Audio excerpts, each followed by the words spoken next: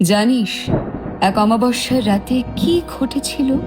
সেদিন তোদের পুরোহিত গভীর অন্ধকারে আমার পুজো দিচ্ছিল। হঠাৎ চারদিক থেকে ভেসে আসতে লাগলো আমার নুপুরের আওয়াজ। আর ঠিক তখনই সে লক্ষ্য করলো আমি যেন ধীরে ধীরে অদৃশ্য হয়ে যাচ্ছি। ভয়ে সে একটা প্রদীপ তুলে ধরলো আমার মুখের সামনে।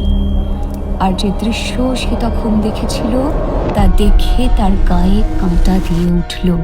তাহলে প্রথম থেকে তোদের গল্পটা বলি। সেদিন সকালে তোদের পুরোহিত বাজারে গিয়েছিল আমার ভোগের সামগ্রী কিনতে। পথে তার সামনে এসে দাঁড়ালো একটি ছোট্ট মেয়ে। সে বলল, আমি চাল আর কলা খাবো। পুরোহিত বিরক্ত হয়ে বলল, খেতে হলে কাজ করে খেতে হয়।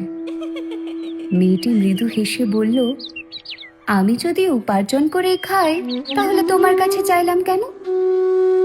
এই কথা শুনে পুরোহিত চলে গেল। ওই রাতে আমার পুজোর সময় পুরোহিত প্রদীপটা তুলে ধরল আমার মুখের সামনে। আর তখন সে দেখল আমি দাঁড়িয়ে আছি সেই ছোট্ট মেয়েটির রূপে। সে বুঝতে পারল সকালের সেই মেয়েটি আসলে আর কেউ নয়, আমি ছিলাম। আমি তখন তাকে বলেছিলাম, আমি শুধু ধনীদের মা নই, আমি গরিবদেরও মা, আমি সকলের মা।